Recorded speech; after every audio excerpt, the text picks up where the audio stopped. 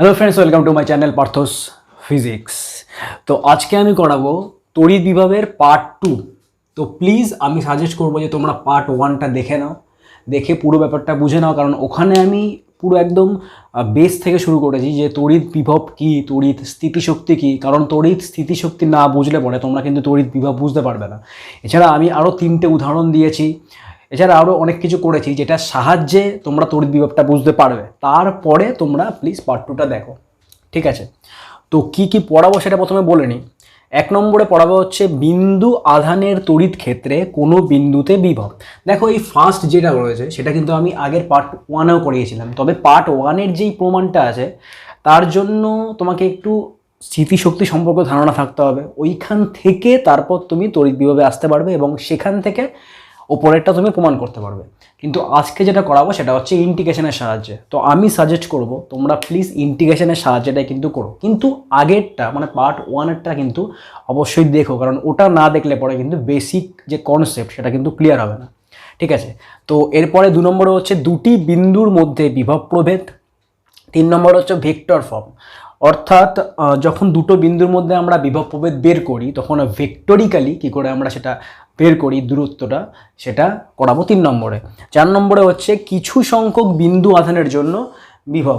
ওকে, কিছু সংখ্যক বিন্দু আধানের জন্য বিভব মানে অনেকগুলো বিন্দু আধান রয়েছে, তার জন্য একটা নির্দিষ্ট বিন্দুতে টোটাল বিভব বা মোট বিভব কত সেটা আমি বের করে দেখাবো 4 নম্বরে। ওকে, তো ফার্স্টের থেকে শুরু করছি 1 নম্বরেরটা। তো দেখো, মন দিয়ে দেখো খুব, ঠিক আছে? কারণ একটা পার্ট, এই যে পার্টটা আমি করাচ্ছি পার্ট 1 বা পার্ট 2, ভীষণই ইম্পর্টেন্ট এবং একটু কঠিন বলে মনে হয় ছাত্রছাত্রীদের কাছে। তো আমি চেষ্টা করেছি যে খুব সহজভাবে করার। পার্ট 1টা তোমরা প্লিজ দেখো, যারা দেখোনি পার্ট 1টা তোমরা প্লিজ দেখে নিও, ঠিক আছে? প্লেলিস্ট চেক করলে পরে পাবে, অথবা আই বাটনে ক্লিক করলে পরে পেয়ে যাবে, ঠিক আছে? তো বিন্দু আধানের জন্য তড়িৎ ক্ষেত্রে কোনো বিন্দুতে বিভব। তো আমি মনে করলাম একটা বিন্দু আধান রয়েছে, সেটা হচ্ছে প্লাস কিউ। ওকে, তো এই প্লাস কিউ বিন্দু আধান থেকে আমি মনে করলাম যে আর ডিস্টেন্স দূরে একটা নির্দিষ্ট বিন্দু রয়েছে, সেটা হচ্ছে পি বিন্দু। এই পি বিন্দুতে এই প্লাস কিউ চার্জের জন্য আমাকে বের করতে বলেছে তড়িৎ বিভব কত। এবার আমরা যদি সংজ্ঞাতে চলে যাই তড়িৎ বিভবে, তবে আমরা জানি যে তড়িৎ বিভব কাকে বলে, যে কোনো একটা একক ধনাত্মক আধানকে, একক ধনাত্মক আধান, এখানে আমি লিখে দিচ্ছি একক ধনাত্মক আধান, ঠিক আছে? আসল কথাগুলো শুধুমাত্র লিখছি, পুরোটা লিখছি না, আসল কথাগুলো লিখছি। একক ধনাত্মক আধানকে অসীম থেকে, অসীম মানে কি ইনফিনিটি থেকে নির্দিষ্ট পয়েন্টে নিয়ে আসতে, অর্থাৎ পি বিন্দুতে নিয়ে আসতে যে পরিমাণ কার্য করতে হয় তাকেই বলা হয় ওই বিন্দুর, অর্থাৎ পি বিন্দুর তড়িৎ বিভব। আবার বলছি, কোনো একটা একক ধনাত্মক আধানকে অসীম থেকে পি বিন্দু পর্যন্ত নিয়ে আসতে যে পরিমাণ কার্য করতে হয়, তড়িৎ ক্ষেত্রের পি বিন্দুতে নিয়ে আসতে যে পরিমাণ কার্য করতে হয় তাকেই বলা হয় এই পি বিন্দুর তড়িৎ বিভব। কার জন্য তড়িৎ বিভব? প্লাস কিউ চার্জের জন্য তড়িৎ বিভব। এবার এখানে কোশ্চেনটা হচ্ছে যে অসীম কেন বললাম, সেটা বুঝতেই তোমাদের বুঝতে হবে পার্ট 1টা, যে অসীম কেন আমি বললাম হট করে। তো ডিটেলসে বুঝিয়েছি পার্ট 1-এ যে অসীম কেন আমরা বলি, ইউজ করি অসীম কথাটা, বা অসীম ইউজ করার যে সুবিধে সেটা কি, ঠিক আছে? তো একক ধনাত্মক আধানকে অসীম থেকে পি পয়েন্টে নিয়ে আসতে, ওকে, যে পরিমাণ কার্য করতে হয় সেটাই হচ্ছে তড়িৎ বিভব এই পি পয়েন্টের। এইবারটা আসল জিনিস আসা যাক, এবারটা ইন্টিগ্রেশন করা যাক, ঠিক আছে?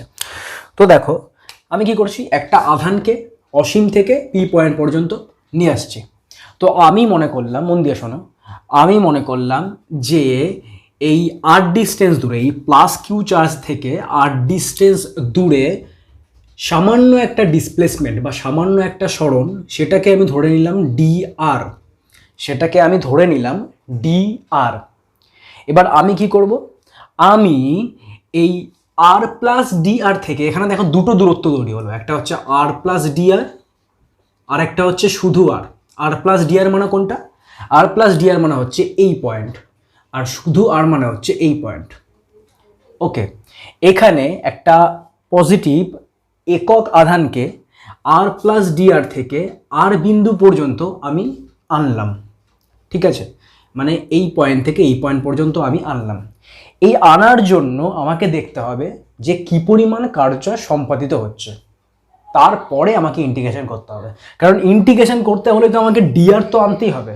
তো ডিআর কী করে আনবো? ডিআর আনবো, আমি দেখবো যে প্লাস কিউ চার্জ থেকে আর ডিস্টেন্স দূরে এই ছোট্ট একটা ডিসপ্লেসমেন্ট, সেটাকে আমি ধরে নিলাম ডিআর, এবং আমি কি করলাম, এই পয়েন্ট থেকে এই পয়েন্ট পর্যন্ত সামান্য ডিসপ্লেসমেন্ট করালাম ডিআর পরিমাণ। তার জন্য দেখবো যে ওয়ার্ক ডান বাই মি বা work done by the external agent কত হচ্ছে।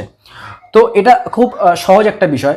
দেখো এখানে যেটা করতে হবে সেটা হচ্ছে, এখানে আরেকটা জিনিস মনে রাখতে লাগবে, সেটা হচ্ছে যখনই আমি চার্জটাকে অসীম থেকে এই পি পয়েন্ট পর্যন্ত নিয়ে আসবো এবং এই সামান্য ডিসপ্লেসমেন্টের সময় আমি যখন সম্পাদিত কার্য বের করব, তখন আমাকে খেয়াল রাখতে লাগবে যে যেই চার্জটাকে আমি আনছি তার যাতে কাইনেটিক এনার্জি যে চেঞ্জ সেটা যাতে সবসময় জিরো হয়। আবার বলছি, যখনই আমি একটা চার্জকে অসীম থেকে এই পি পয়েন্ট পর্যন্ত নিয়ে আসবো অথবা এই ডিআর পরিমাণ যখন ডিসপ্লেসমেন্ট করব বা সরণ ঘটাবো, তখন দেখতে হবে যাতে এই চার্জটার যে কাইনেটিক এনার্জির চেঞ্জ বা গতিশক্তির চেঞ্জ সেটা যাতে জিরো হয়, সেটা যাতে জিরো হয়, মানে ডেল কে ইকুয়াল টু যাতে জিরো হয়। ওকে, এটা কেন জিরো হয় সেটাও কিন্তু আমি পার্ট 1-এ বুঝিয়েছি। ঠিক আছে, মানে খুব আস্তে আস্তে আস্তে আস্তে চার্জটাকে অসীম থেকে পি পয়েন্ট পর্যন্ত নিয়ে আসতে হবে। এবার অনেকে কোশ্চেন করতে পারে যে দাদা, যখন আমি অসীম থেকে কোনো একটা চার্জকে আস্তে আস্তে নিয়ে আসবো তখন তো কাইনেটিক এনার্জি চেঞ্জ হচ্ছে, তাহলে কেন আমরা বলছি যে কাইনেটিক এনার্জি চেঞ্জ জিরো?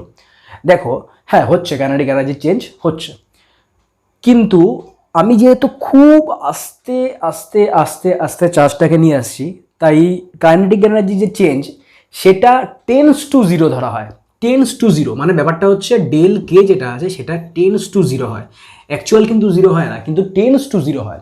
এবার দেখো, আমাদের কোনো একটা হিসেবের সিম্পলিফাই করার জন্য বা হিসেবটাকে সহজ করার জন্য অনেক ক্ষেত্রে ধরে নিই যে ডেলকে ইকুয়াল টু জিরো, যেহেতু টেন্স টু জিরো, এবারটা টেন্স টু জিরো আর ইকুয়াল টু জিরোর মধ্যে কিন্তু খুব একটা পার্থক্য নেই।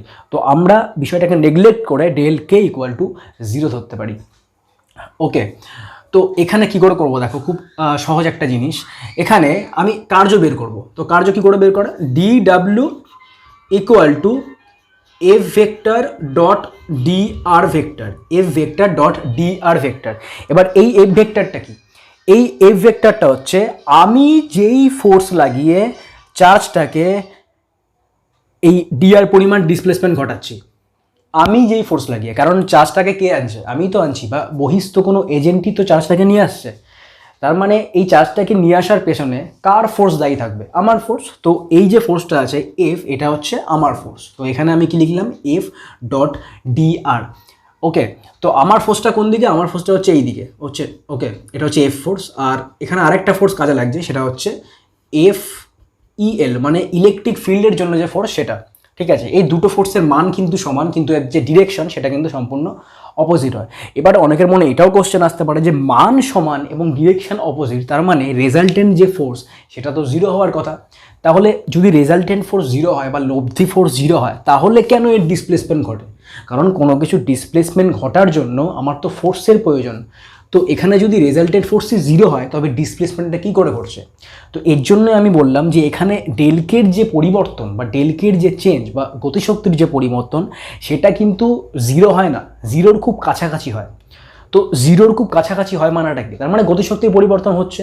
তো গতিশক্তির পরিবর্তন হচ্ছে মানে কি? ভেলোসিটির পরিবর্তন হচ্ছে বা বেগের পরিবর্তন হচ্ছে। অর্থাৎ কোনো একটা মুহূর্তে যদি বেগ v1 হয়, তবে ঠিক তার পরের মুহূর্তে বেগ v2 হচ্ছে, তার ঠিক পরের মুহূর্তে বেগ v3 হচ্ছে। তার মানে বেগের চেঞ্জ হচ্ছে, কিন্তু এই বেগের যে চেঞ্জটা সেটা খুব কম, খুব কম, মানে টেন্স টু জিরো, মানে ধরতে পারি ইকুয়াল টু জিরো।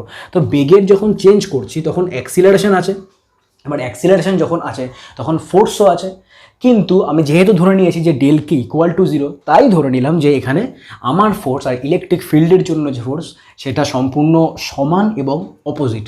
তো এবার আসা যাক, এই যে এফ ফোর্সটা আছে, এই এফ ফোর্সটাকে আমি কীভাবে লিখতে পারি? এই এফ ফোর্সটাকে আমি লিখতে পারি minus F E vector dot D R vector. ঠিক আছে, ওকে।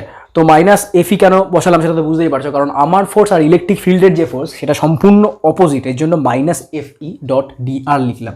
ওকে, এবার দেখো এখানে এই যে ডট চিহ্নটা আছে, এই যে ডটটা আছে, সেটা উঠিয়ে আমি কি লিখবো? সেটা উঠিয়ে আমি লিখবো কস 0 ডিগ্রি, কারণ বুঝতেই পারছো যে আচ্ছা, এখানে কস 0 ডিগ্রি না লিখে আমি যদি এইভাবে লিখি জিনিসটা, তাহলে পরে কিন্তু হয় যে দেখো এখানে যদি আমি লিখি আচ্ছা, এখানে একটা জিনিস বলে নিই, এই যে মাইনাস এফিটা আছে, মাইনাস এফি মানেই কিন্তু এফ, তার মানে এফ এর ডিরেকশন আর ডিআর এর ডিরেকশন একই দিকে, তার মানে অ্যাঙ্গেল কত হচ্ছে 0 ডিগ্রি, এর জন্যই cos 0 ডিগ্রি লিখলাম, মানে 1। তো এখানে কি হচ্ছে মাইনাস এফ ই গুণ ডিআর। এবারটা মাইনাস এফির মান কি, মানে ইলেকট্রিক ফোর্সের যে মান বা কুলম ফোর্সের যে মান সেটা কত হবে। তো এখানে প্লাস কিউ চার্জ আছে আর এখানে যে চার্জ আছে সেটা হচ্ছে 1 ইউনিট। ইউনিট চার্জ মানে কি, তার মান হচ্ছে 1 এবং এটা হচ্ছে পজিটিভ চার্জ। ওকে, তো এখানে ফোর্স কত হচ্ছে, ফোর্স হচ্ছে 1/4 পাই এফসাইলন। এফসাইলন কেন লিখলাম, কারণ এই যে মাধ্যমে এইটা ঘটছে সেই মাধ্যমটার যে তড়িৎ ভেদ্যতা সেটা যে কোনো কিছু হতে পারে, তো এই জন্য আমি ধরে নিলাম এটা এফসাইলন। কারণ সবসময় যে শূন্য মাধ্যমে জিনিস ঘটবে সেটা তো না, শূন্য মাধ্যম বাদেও তো অনেক জায়গায় অনেক জিনিস ঘটতে পারে, তো সেই জন্যই আমি এখানে সাধারণ একটা জিনিস ধরে নিলাম, সেটা হচ্ছে এফসাইলন। ওকে, এরপরে কি বসবে, ওপরে বসবে কিউ ইন্টু 1, তার মানে Q/4 পাই এফসাইলন, এটা হচ্ছে ফোর্স। ওকে, আর এখানে মাইনাস চিহ্ন বসাতে হবে, তো মাইনাস চিহ্ন বসালাম। এরপরে হচ্ছে আচ্ছা, এখানে আরেকটা জিনিস বসানো হয়নি, সরি, এখানে হচ্ছে r² বসবে ইন্টু ডিআর। ওকে, তো এবার চলে আসি, এবার -Q/4 পাই এফসাইলন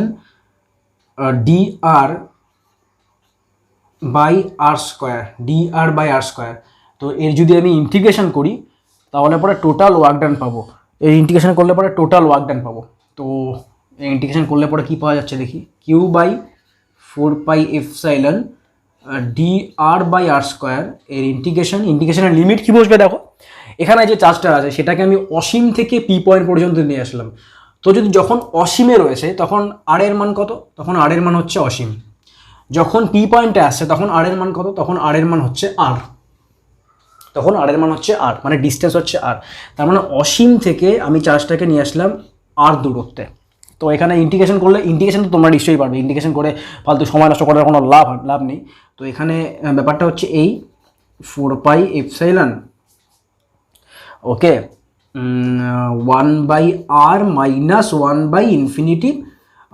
তো 1/ইনফিনিটি মানে 0, বুঝতেই পারছো, তো এটা কেটে দিলাম, এটা কেটে একবারে আমার যে অ্যান্সার বেরোলো সেটা বেরোচ্ছে কত, Q/4 পাই এপসাইলন ইন্টু আর, বা এটাকে আমি এভাবে লিখতে পারি যে Q/4 পাই কে এপসাইলন নট ইন্টু আর। এটা হচ্ছে কোনো একটা পয়েন্টের, মানে এখানে পি পয়েন্টের তড়িৎ বিভব। তো পি পয়েন্টের যে তড়িৎ বিভব সেটা তো বুঝতেই পারলাম, সো এটাকে আমি এভাবে লিখতে পারি যে ভিপি, ওকে, বা এটাকে এভাবেও লিখতে পারি যে VR। ওকে, আর ডিস্টেন্স দূরে তড়িৎ বিভব সেটাও এটা, এবং পি পয়েন্টের যে তড়িৎ বিভব সেটাও এটা। অ্যাকচুয়ালি জিনিসটা কি দেখো, বিভব বলে কিন্তু কিচ্ছু হয় না, ঠিক আছে, এই কথাটা মন দিয়ে শুনে রাখো এবং পুরো মাথায় নিয়ে রাখো যে বিভব বলে কোনো একটা পয়েন্টের বিভব বলে কিচ্ছু হয় না, যেটা হয় সেটা হচ্ছে বিভব প্রভেদ। এবার বিভব প্রভেদকে কেন আমরা বিভব বলি সেটা জানতে হলে তোমাকে দেখতে হবে পার্ট 1, কারণ পার্ট 1-এর মধ্যে কিন্তু আমি ডিটেলসে বুঝিয়েছি। আবার আমি বলছি যে পার্ট 1 তোমরা প্লিজ দেখো, দেখে তারপরে এটা দেখো, ঠিক আছে। তো এখানে এটা হচ্ছে এর জন্য ভিপি ইকুয়াল টু এত। তো এটা তো আমরা বের করতে পারলাম যে কোনো একটা পয়েন্টের বিন্দু আধানের তড়িৎ ক্ষেত্রে কোনো একটা বিন্দুতে বিভব কী করে বের করতে লাগে, with the help of integration. তো এরপরে চলে আসি, এরপরে কী যেন আছে বলো যে দুটি বিন্দুর মধ্যে বিভব প্রভেদ। ওকে, তো চলো সেটা করা যাক। এখানে আর লিখলাম না, ঠিক আছে, ওপরে যে দুটি বিন্দুর মধ্যে বিভব প্রভেদ, দুটি বিন্দু, আমি মনে করলাম বন্ধু। जो ख्वाबों सोचा नहीं था। দেখো আমি তোমাদের কিন্তু ব্যাপারটা পুরো ডিটেলসে বোঝাচ্ছি, এর জন্য হয়তো একটু টাইম বেশি লাগছে, কিন্তু আমি মনে করি যে টাইম বেশি নিয়ে জিনিস প্রথম থেকে বোঝা খুব ভালো, ঠিক আছে। ধরো টাইম কম নিয়ে বোঝালাম, কিছু বুঝতে পারলে না, আবার তোমাদের দেখতে হচ্ছে ভিডিও, সেটা কিন্তু আমার মোটেই পছন্দ না। তো আমি চাই যে একটু টাইম বেশি লাগুক, কিন্তু তোমরা যাতে জিনিসটা পুরোপুরি বুঝতে পারো। ওকে, তো চলো। আচ্ছা, সেকেন্ডটা কী বোঝাতে চেয়েছিলাম, সেকেন্ডে কী বললাম, হ্যাঁ, দুটি বিন্দুর মধ্যে বিভব প্রভেদ, মোস্ট ইম্পর্টেন্ট। দেখো লিখে নি, হ্যাঁ,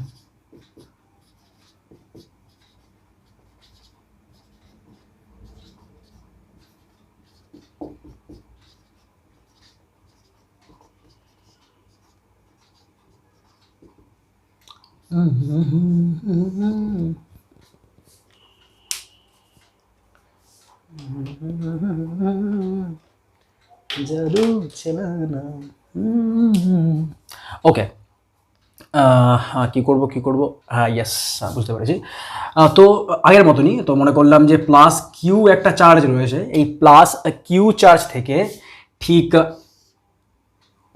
R1 ডিস্টেন্স দূরে একটা পয়েন্ট রয়েছে, সেটা হচ্ছে এ পয়েন্ট। ওকে, এবং এই প্লাস কিউ চার্জ থেকেই ঠিক R2 ডিস্টেন্স দূরে একটা পয়েন্ট রয়েছে, সেটা হচ্ছে বি পয়েন্ট। তো এটার দূরত্ব হচ্ছে R2 আর এটা হচ্ছে R1। এখানে লিখে দিই, হ্যাঁ, এই পয়েন্টটা মনে করো ও পয়েন্ট, তো ও এ যেটা সেটা হচ্ছে তোমার R1 এবং ও বি যেটা আছে সেটা হচ্ছে R2। ওকে, এবং এই এ পয়েন্টের যে বিভব সেটা হচ্ছে ভি এ এবং বি পয়েন্টের যে বিভব সেটা হচ্ছে ভিবি। আমাকে বের করতে বলেছে এই দুটো পয়েন্টের মধ্যে, অর্থাৎ বি পয়েন্ট এবং এ পয়েন্টের মধ্যে যে তড়িৎ বিভব, বিভব যে প্রভেদ বা বিভব যে পার্থক্য সেটা কত। তো আমাকে এখানে বের করতে বলেছে যে ভিবি মাইনাস ভি এ কত, ভিবি মাইনাস ভি এ কত। ওকে, তো কী করে বের করবো, দেখো খুব সিম্পল জিনিস।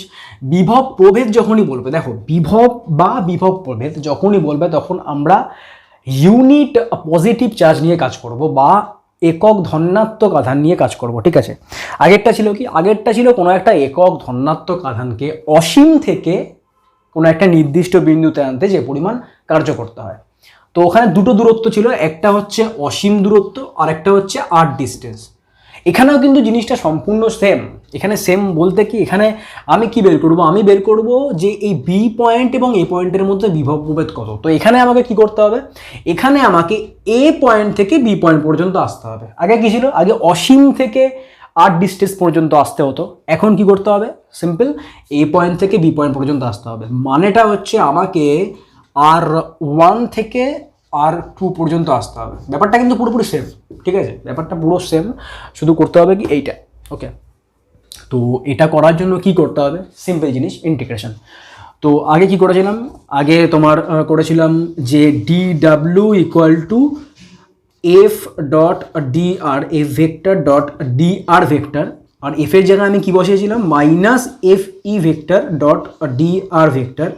ওকে, এখানে কিন্তু সেম জিনিস করছি, ঠিক আছে। তো এখানে মাইনাস এফ এর জায়গায় কি বসাতে পারি, minus Q by 4 pi epsilon, দ্বারা মার্কারটা চেঞ্জ করি, Q by 4 pi epsilon into 1/r² into D R. Okay, এটা হচ্ছে ডি ডাব্লিউ। তো এখানে টোটাল যে ওয়ার্ক ডান সেটা কত। তো টোটাল ওয়ার্ক ডান মানে কি, একক চার্জের ওপর, একক ধনাত্মক চার্জের জন্য যে ওয়ার্ক ডান সেটার কথা বলছি। তো টোটাল ওয়ার্ক ডান কত, total work done Q by 4 pi epsilon D R by R² integration কি করব, হ্যাঁ ইন্টিগ্রেশনটা ইম্পর্টেন্ট। ইন্টিগ্রেশনে দেখো লিমিটটা কি করব, লিমিটটা কি বসাবো, আগের লিমিট কি ছিল, আগের লিমিট ছিল ইনফিনিটি থেকে আর পর্যন্ত। এখন কি করব, এখন খুব সিম্পল, এখন করব R1 থেকে R2 পর্যন্ত। যেটা আগে ইনফিনিটি ছিল সেটা হয়ে যাচ্ছে R1, যেটা আগে আর ছিল সেটা হচ্ছে R2, ঠিক আছে, জিনিস কিন্তু পুরোপুরি একই। তো এখানে R1, এখানে হচ্ছে R2, ঠিক আছে। তো এটা কত বেরোচ্ছে, এটা বেরোচ্ছে তোমার একদম Q by 4 pi epsilon 1/r2, তাই তো কি ভুল করলাম, হ্যাঁ 1/r2 বাই 1/-1/r1, ঠিক আছে। দাঁড়াও কালিটা ভরে নিই একটু। ওকে, তো এখানে ওয়ার্ক ডান কত বেরোচ্ছে, এখানে ওয়ার্ক ডান বেরোচ্ছে এইটা, সরি, এখানে ওয়ার্ক ডান বেরোচ্ছে এইটা। এই যে ওয়ার্ক ডানটা বেরোচ্ছে, এই যে ওয়ার্ক ডানটা বেরোলো, অর্থাৎ কিউ বাই 4 পাই আছে, ঠিকঠাক করেছি তো, ভুল করি, ওকে। তো এই যে ওয়ার্ক ডানটা বেরোচ্ছে অর্থাৎ কিউ বাই এত, এই যে ওয়ার্ক ডানটা সেটা একক, যেহেতু একক চার্জের জন্য হলো, তাই এই ওয়ার্ক ডানটাকে আমরা বলছি কি বিভব প্রভেদ। কোন কোন বিন্দুর মধ্যে বিভব প্রভেদ, বি পয়েন্ট আর এ পয়েন্টের মধ্যে, অর্থাৎ VB minus V A. Okay, VB minus V A. তো এটা আশা করি বোঝা গেল প্রত্যেকেরই। তো এর থেকেই আমি একটা কনক্লুশনে যাব বা উপসংহারে যাব, সেই কনক্লুশনটা হচ্ছে, মন দিয়ে বোঝো কনক্লুশনটা, ঠিক আছে, প্রত্যেকটা জিনিস খুব মন দিয়ে বোঝো।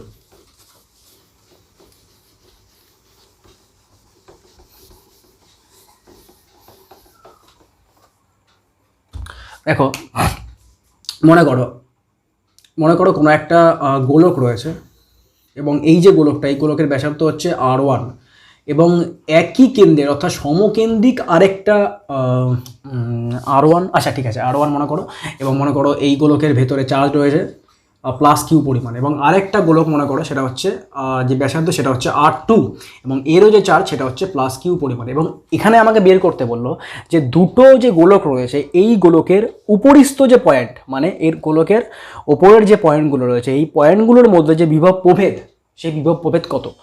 ব্যাপারটা খুব সিম্পল, কিন্তু আমাদের মনে হচ্ছে অনেক জটিল কিছু। দেখো কিছুই না, অ্যাকচুয়ালি আমরা আগে কি বের করেছিলাম, আগে বের করেছিলাম যে VB minus VA equal to Q/4πε1/R2 minus 1/R1। এই R2 কি ছিল, R2 ছিল B পয়েন্টের দূরত্ব আর R1 ছিল A পয়েন্টের দূরত্ব। এখানেও সিম্পল জিনিস, একদম সিম্পল জিনিস। দেখো এই যে বিভব প্রভেদটা আমি বের করলাম, এটা কি রাশি, প্রথমে আমাকে সেটা জানতে হবে। এটা হচ্ছে একটা স্কেলার রাশি। তো যেহেতু একটা স্কেলার রাশি তার মানে এখানে ডিরেকশন বা দিকের কোনো রকম কোশ্চেনই উঠছে না। তো যেহেতু দিকের কোশ্চেন উঠছে না তার মানে ব্যাপারটা হচ্ছে এখানে 1/R2 মানে কি, এখানে 1/R2 মানে হচ্ছে মনে করো এই এই এই গোলকটার ক্ষেত্রে আমি যদি ভাবি, মনে করো এটা হচ্ছে বি গোলক, এটা হচ্ছে এ গোলক। ওকে ওকে উল্টো করে দিচ্ছি। ওকে এটা হচ্ছে বি গোলক, এটা হচ্ছে এ গোলক। তো মনে করো আমি এ গোলকের কথা যদি ভাবি, তো এ গোলকের ক্ষেত্রে এই R1 ডিস্টেন্স দূরে প্রত্যেকটা পয়েন্টে বিভবের মান কিন্তু সেম হবে। এবার কোশ্চেনটা হচ্ছে কেন সেম হবে, কারণটা হচ্ছে এখানে বিভবটা একটা স্কেলার রাশি। তো স্কেলার রাশি হওয়ার জন্য শুধুমাত্র মানের দিকেই কিন্তু আমরা মানে মানের কথাই কিন্তু আমরা শুধুমাত্র বলবো, এখানে কিন্তু ডিরেকশন কোনোভাবে ম্যাটার করে না। তার মানে R1 ডিস্টেন্স দূরে যে কোনো দিকে, R1 ডিস্টেন্স দূরে যে কোনো দিকে বিভবের যে মান সেটা কিন্তু সেম হবে। এবং সেটা কত হবে, সেটা হবে Q/4πε, আমি ধরে নিই যে এখানকার তড়িৎভেদ্যতা এপসাইলন, Q/4πε/R1। এটা হচ্ছে এ পয়েন্টের ক্ষেত্রে বিভব, ঠিক আছে, মানে এ গোলকের ক্ষেত্রে বিভব, এবং বি গোলকের ক্ষেত্রে বিভব কত, Q/4πε/R2, ঠিক আছে। ওকে এবারটা আমাকে যদি বের করতে বলে যে বিভব প্রভেদ কত গোলক দুটোর মধ্যে, তাহলে কী করবো, VB মাইনাস VA। তো করলে পরে এখানে কিন্তু আমাদের অ্যান্সার বেরিয়ে যাবে। ওকে তো এটাই বোঝানোর ছিল যে দিকের ওপর যেহেতু ডিপেন্ড করে না বিভব, তাই আমরা এটাকে কি করে লিখতে পারি বা কী করে করতে পারি, ঠিক আছে। জিনিসগুলো খুব মন দিয়ে বোঝো কিন্তু, ঠিক আছে, ভীষণ ইম্পর্টেন্ট, ভীষণ বলতে সত্যি ভীষণ ভীষণ ভীষণ ইম্পর্টেন্ট। গৌর সে দেখিয়ে এরপর একটা হচ্ছে ভেক্টর ফর্ম। ভেক্টর ফর্ম, ওটা ভেক্টর ফর্মের ব্যাপারটা কি, হঠাৎ করে ভেক্টর জিনিসটা আমি নিয়ে আসলাম কেন। তো দেখো ভেক্টর ফর্ম, ভেক্টর ফর্মের যখনই আমি কথা বলবো বা বলি, কেউ যদি বলে ভেক্টর ফর্মের কথা, তার মানে আমাদের তিনটে অ্যাক্সিস নিয়ে আসতেই লাগে। সাধারণত তিনটে অ্যাক্সিস আমাদের নিয়ে আসতেই লাগে, দুটো অ্যাক্সিস দেওয়া হয় কিন্তু তিনটে অ্যাক্সিস নিয়ে আসলে পরে জিনিসটা বোঝাতে সুবিধা হয়, কারণ তিনটে অ্যাক্সিস দিতে সব কিছু হচ্ছে, 3D দিয়েই তো বিষয়টা আর কি সব কিছু হচ্ছে, তো 3D বিষয়টা বোঝানো দরকার। তিনটে অ্যাক্সিস ধরো, একটা হচ্ছে এক্স অ্যাক্সিস, একটা হচ্ছে তোমার ওয়াই অ্যাক্সিস, একটা হচ্ছে জেড অ্যাক্সিস। ওকে তাই তো হচ্ছে, ভুল করেছি মনে হচ্ছে। ওকে হ্যাঁ, এটা হচ্ছে ওয়াই, এটা হচ্ছে জেড, ঠিক আছে, X axis, Y axis, Z axis. তো এখানে এই ক্ষেত্রে আমি মনে করলাম একদম অরিজিন থেকে, তো অরিজিনের যে পয়েন্টটা সেটা ধরে নিলাম ও পয়েন্ট, তো একদম অরিজিন থেকে আর ডিস্টেন্স দূরে ধরে নিলাম একটা পয়েন্ট, সেটা হচ্ছে পি পয়েন্ট, এবং এই পি পয়েন্টে একটা চার্জ রয়েছে সেটা হচ্ছে +Q চার্জ, এবং এই +Q চার্জের যে অবস্থান ভেক্টর বা পজিশন ভেক্টর, ভেক্টর বুঝতে হলে তোমাদের কিন্তু 11 ক্লাসের আমার ভেক্টরের ভিডিও করা রয়েছে, সেটা বুঝতে হবে। প্লেলিস্ট চেক করবে, প্লেলিস্ট চেক করলে পরে সেটা পেয়ে যাবে যে অবস্থান ভেক্টর বলতে আমরা কি বুঝি, ঠিক আছে। এই যে +Q চার্জটা রয়েছে, এই +Q চার্জের যে অবস্থান ভেক্টর, অবস্থান ভেক্টর মানে কিছুই না, এই অরিজিন থেকে এই +Q চার্জের যে ভেক্টর মানে দূরত্ব ভেক্টর সেটা, তো সেটা মনে করলাম আর ভেক্টর। ওকে এবং এখানে দুটো পয়েন্ট রয়েছে, একটা হচ্ছে এ পয়েন্ট, একটা হচ্ছে বি পয়েন্ট। তো আমি মনে করলাম যে বি পয়েন্টটা রয়েছে, এই বি পয়েন্টের যে অবস্থান ভেক্টর সেটা ধরে নিলাম R2, সেটা ধরলাম R2, এবং এ পয়েন্টের যে অবস্থান ভেক্টর সেটা ধরে নিলাম R1, সেটা ধরলাম R1, ঠিক আছে। তো দুটো পয়েন্ট, একটা বি পয়েন্ট, একটা এ পয়েন্ট, দুটোরই অবস্থান ভেক্টর, একটা R2 ভেক্টর, একটা হচ্ছে R1 ভেক্টর, আর +Q চার্জের যে অবস্থান ভেক্টর সেটা হচ্ছে R ভেক্টর। এবার আমাকে বের করতে বললো যে এই এ পয়েন্ট আর বি পয়েন্টের মধ্যে বিভব প্রভেদ কত। তো দেখো খুব সিম্পল, খুবই সিম্পল, ঠিক আছে। এটা আগেরটা দিয়ে আমি বোঝাচ্ছি। তো আগেরটা কি করেছিলাম, VB মাইনাস VA, আগেরটার ক্ষেত্রে বেরিয়েছিল কত, q/4 এপসাইলন তারপর তোমার 1/r2 মাইনাস 1/r1। এই r2 মানে কি, মানে বি পয়েন্টের দূরত্ব প্লাস কিউ চার্জ থেকে, আর r1 মানে হচ্ছে এ পয়েন্টের দূরত্ব প্লাস কিউ চার্জ থেকে। এখানে ঠিক একই জিনিস করতে হবে, শুধুমাত্র সেটাকে আমাদের ভেক্টরের সাহায্যে লিখতে হবে। এই যে দূরত্বগুলো আমি লিখলাম এগুলোকে আমাকে ভেক্টরের সাহায্যে লিখতে হবে। ওটা কী করে করতে হবে সেটা দেখো। আবার লিখলাম ভিবি মাইনাস ভিএ, ঠিক আছে। তো এখানে বসিয়ে দিলাম q/4 এপসাইলন, ঠিক আছে। আচ্ছা, সব কিছু কিন্তু আমি এপসাইলনের সাহায্যে লিখছি। আমি ধরে নিচ্ছি যে এটা যে কোনো মাধ্যম হতে পারে, শূন্য মাধ্যম বাদ দিয়ে। শূন্য মাধ্যম যদি হয় তাহলে কী করবে, এপসাইলনের জায়গায় এপসাইলন নট বসাবে, ঠিক আছে। তো এখানে আমি কী করবো, 1/1 দেখো এখানে বি পয়েন্টের দূরত্ব কত, r2। তাহলে এই ক্ষেত্রে, অর্থাৎ এই ক্ষেত্রে বি পয়েন্টের দূরত্ব কত, এই ক্ষেত্রে বি পয়েন্টের যে দূরত্ব সেটা হচ্ছে r2 vector minus r vector তার মড। কারণ এখানে যে বিভব বের করছি বা বিভব প্রভেদ বের করছি সেটা একটা স্কেলার রাশি। তো স্কেলার রাশির মধ্যে কোনোখানে কোনো রকম ভেক্টর কিন্তু থাকতে পারে না। তো কোনো জায়গায় যদি ভেক্টর থাকেও তার মানটা আমি কি করে বের করব, মড বা মডিউলাসের সাহায্যে আমি মানটুকু বের করব। তো এখানে সেটা কি করে করলাম, খুব সিম্পল। এই বি পয়েন্টের এই প্লাস কিউ চার্জ থেকে যে দূরত্ব সেটা কত, সেটা হচ্ছে r2 vector minus r vector তার মড। এটা হচ্ছে বি পয়েন্টের দূরত্ব। ঠিক এ পয়েন্টের দূরত্ব কত, এ পয়েন্টের দূরত্ব হচ্ছে r1 vector minus r vector তার মড। এটা হচ্ছে এ পয়েন্টের দূরত্ব, ঠিক আছে। তো এখানে এটা বসিয়ে দিলাম। তো এখানে বি পয়েন্টের দূরত্ব কত, r2 মাইনাস r ভেক্টর তার mod minus 1/r1 vector minus r vector তার মড উইদিন ব্র্যাকেট। ওকে, এই গেল ভেক্টরের সাহায্যে প্রমাণ। কিছুই ছিল না এর মধ্যে, শুধুমাত্র এইটুকু জায়গা একটু বুঝতে হতো। তো ব্যাপারটা তোমরা বুঝতে পেরেছো। তো এরপরে লাস্ট টপিকে চলে আসি, একদম সহজ লাস্ট টপিকটা। সেটা হচ্ছে অনেক বিন্দু আধানের জন্য, এটা ভেক্টর ফর্ম গেল। লাস্ট হচ্ছে অনেক বিন্দু আধানের জন্য কোনো একটা পয়েন্টে টোটাল যে বিভব সেটা কি করে বের করতে লাগে। তো এটা একদমই সহজ জিনিস, এটা কিচ্ছু নেই এর মধ্যে, মাথা মুন্ডু কিচ্ছু নেই, একদমই সহজ জিনিস।